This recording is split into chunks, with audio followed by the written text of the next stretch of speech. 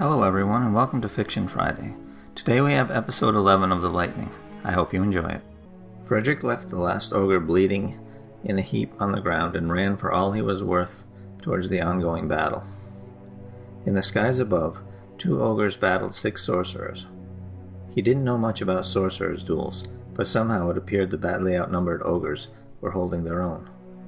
For better or worse, that fight was out of his hands. It wasn't like he could fly after all. His father had to be around here somewhere. Frederick needed to find him.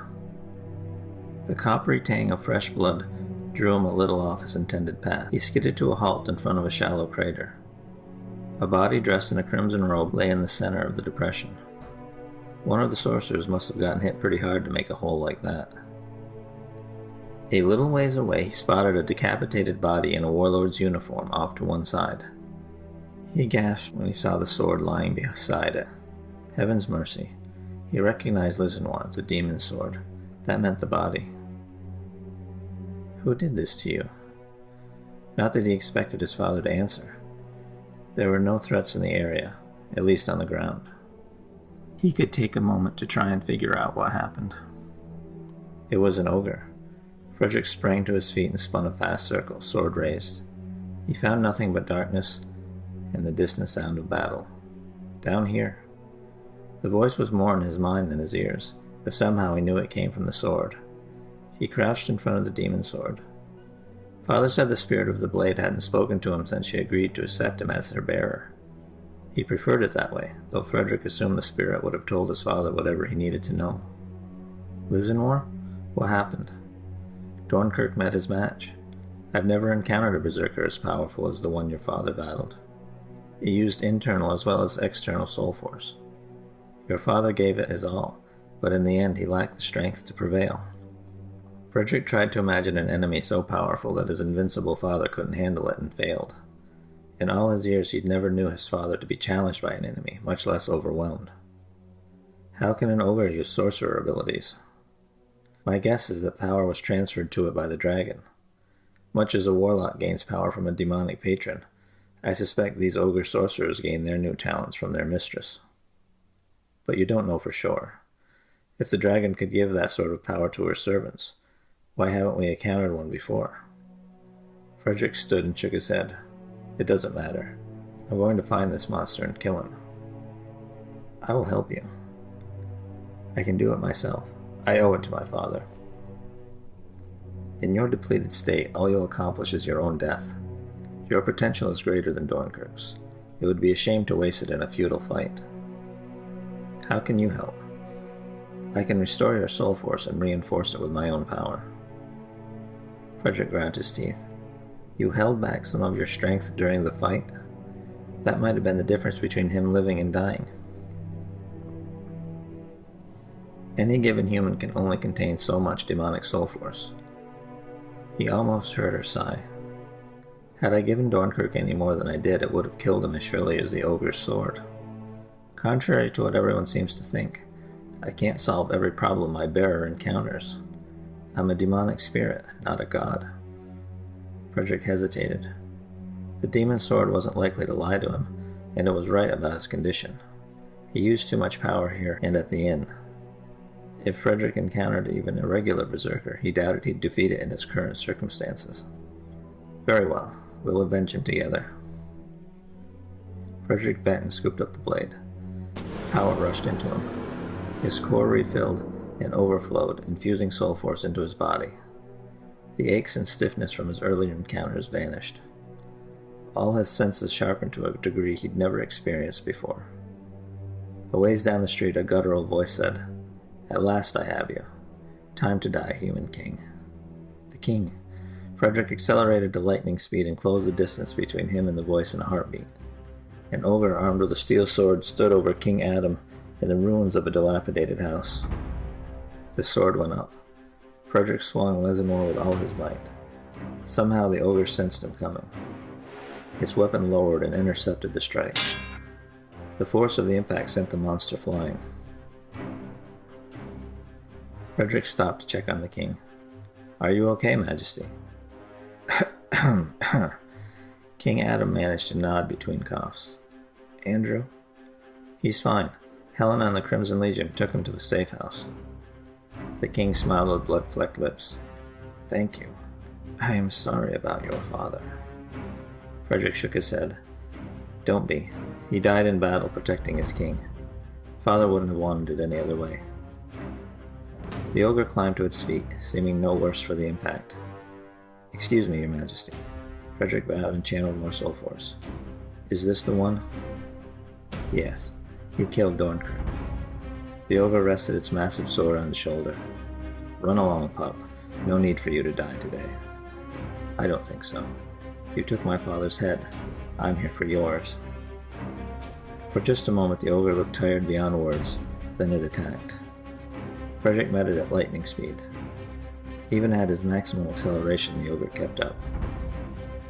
It was a little sluggish, but a shining aura deflected the 2 strikes he landed. Frederick blocked a counterattack that hit with such force his hands vibrated even with all his enhancements. He understood now why his father lost to this enemy. It took everything he had to stay even with the monster. It had to be exhausted from previous battles. Of course, Frederick wasn't all that fresh. The exchange of steel on steel sounded like a mad blacksmith. Frederick used every trick he learned at the Citadel, plus everything his father had taught him. The berserker deflected every blow and made counters more often than Frederick would have thought possible. He needed to think more creatively. Helena used a trick once when they fought, and it almost got him. It might work even though he used a sword instead of a spear. Frederick retreated a step, loaded all his weight on his back leg, and lunged toward the ogre. His whole body left the ground and raced toward his opponent's chest like a spear with a demon sword at its tip. The ogre had moved to pursue and its momentum was all wrong to dodge, yet somehow it spun just enough that instead of punching through his chest, the demon sword slid along its ribs. The blue aura collapsed and blood flew. Frederick hit the ground and rolled back to his feet. With its protective barrier down, this was his only chance. He rushed back into the fray on full offensive. Lizenor snapped out, barely missing the ogre's throat. When the counter-strike came, Frederick let it hit his ribs. 2 of them broke, but his iron skin held. He trapped the ogre's sword between his side and his arm and twisted, yanking it from the ogre's grip. Spinning a full circle, Frederick sliced the ogre's head in half at the nose. The dead monster slumped to the cobblestones. He very much wanted to join it, but didn't dare leave the king alone. He sent soul force into his side to numb the pain and repair his crushed ribs. As exhilarating as the battle had been, he really hoped he never had to fight an opponent that strong again. You did well. Your father would have been proud. I would be happy to have you as my new bearer. I can't think about that now. It's too much. Too soon. King Adam had pulled himself out of the rundown house. His robes were plastered to his back with sweat and stained with spots of blood he'd coughed up, but at least he still breathed. Lon and 4 Crimson Legionnaires landed nearby. They all bowed to the king, who waved them off.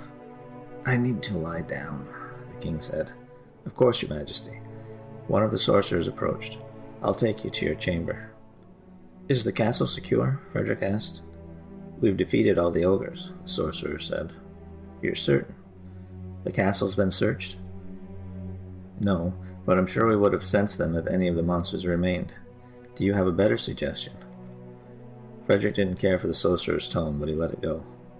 Why don't we go to the safe house until the city has been fully secured? Prince Andrew is waiting there anyway. Yes.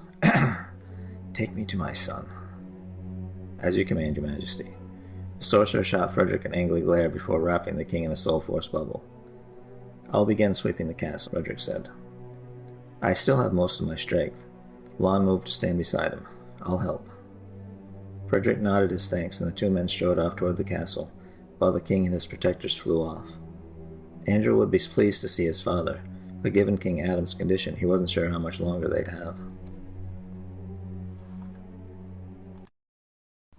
The royal safe house wasn't designed for luxury, but it had a few creature comforts that befit the status of a retreat for royals.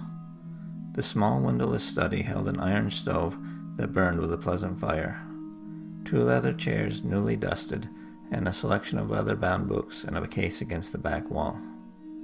Compared to his room in the Citadel, it was a palace.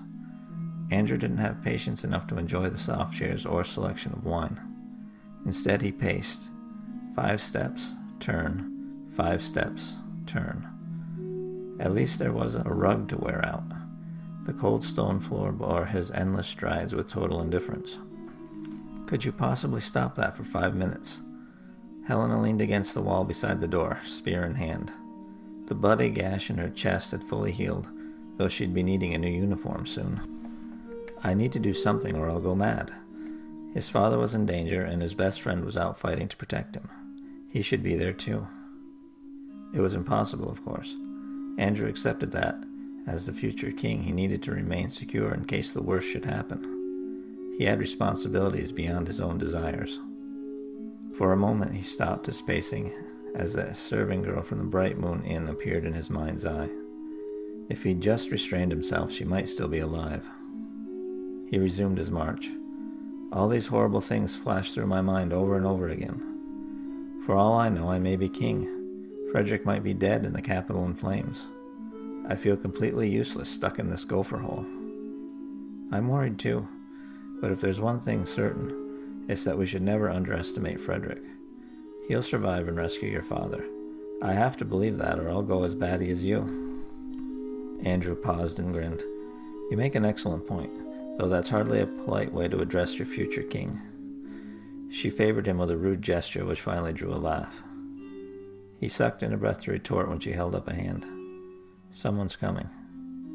Lydia? Probably. I haven't heard the sounds of battle. Her grip tightened on her spear. The door opened, revealing Lydia's crimson-draped figure. Helena relaxed and stepped aside. The sorcerer bowed and said, The surviving members of the Legion have returned with your father. He's alive and uninjured, though the stress has exacerbated his lung condition. I'm on my way to check on him and I thought you would like to join me. It felt like someone had lifted a 1,000-pound weight off of Andrew's chest. I would like that, thank you. He and Helena fell in behind Lydia, and they strode down the stone tunnels that served as halls. The safe house had been carved out of a granite deposit by sorcerers centuries ago as a hold of last resort. Andrew wasn't certain it had ever been used before today. Is Frederick okay? Helena asked, the concern clear in her voice despite her best efforts to hide it. He was, though Dornkirk fell in battle along with Archmage Samhail. Frederick took up his father's sword and killed the leader of the enemy force in single combat, saving the king in the process. Helena shot a look at Andrew and said, Told you. He smiled but didn't comment. The king's champion and the Archmage killed on the same day. That was every bit as unprecedented as using the royal safe house. It had been a day of firsts, and none of them good. The redoubt wasn't that big, so it didn't take long to make the trip to the bedroom where they'd brought his father. 2 Crimson Legion sorcerers stood on either side of the door. Lydia opened it and gestured for Andrew to go in first. His father lay under a heavy blanket, only his pale face and trembling hands visible. When their eyes met, Father's grim expression lightened. He held out his hand and Andrew went over and sat beside him on the edge of the bed. I feared for you, my son. Likewise, I'm relieved to find you well. Perhaps well is overgenerous, but alive at least, which is more than I can say for many others. Lydia told me. I'm sorry about Dornkirk. I knew you were friends. I am not certain Dornkirk had any true friends. His son is a remarkable young man. He wielded the demon sword every bit as well as his father. He's something, all right. Lydia hurried over as racking coughs shook the king, her hands glowing with healing energy. Excuse me, Your Highness. Andrew took the hint and moved out of her way. A golden glow soon enveloped his father. 5 minutes later, he was breathing easy. Thank you, young lady, he said. I don't believe we've been introduced. Lydia Thorne. I served as Samhail's second in command. The king nodded. I'm hereby appointing you to Archmage Pro Tem. You'll serve until the High Sorcerers can meet and select their preferred replacement. Lydia bowed. I'm honored, Your Majesty. Leave me now. I'd like to sleep. Sleep well, Father. Andrew led them back into the hall. Would you walk with me? Lydia asked. Andrew nodded. When Helena made a move to follow, Lydia raised her hand. We'll need a minute or two alone. She bristled and looked at Andrew. It'll be okay. Why don't you head back to the lounge? I'll be along in a little while. Helena stalked off, drawing a sigh from Andrew. A bit hot-tempered, Lydia said as they started down the hall away from the listening sorcerers. You could say that. Andrew fell in beside the acting archmage. She's mostly worried about Frederick. What did you have to tell me? It's your father. Sam Hale misread the damage in his lungs as an infection. It's actually a degenerative flaw. No matter how many times I heal it, the repair won't last. Andrew stopped, heart hammering in his chest. What exactly are you saying? The king is going to die. With treatment, he might last another 6 months. Without, weeks at most. I am so sorry. Andrew couldn't believe it. It felt like a dream, or a nightmare. When the hall stopped spinning, he asked, Does he know? I didn't think it my place to say anything. Do you wish me to tell him? No, I'll take care of it. Andrew had no idea how he'd take care of it, but that was a problem for later. Thanks for listening to episode 11 of The Lightning. I hope you join me next week for episode 12. You can check out the complete Soul Force saga on my website, jamesewisher.com. Link in the description. Until next time, goodbye.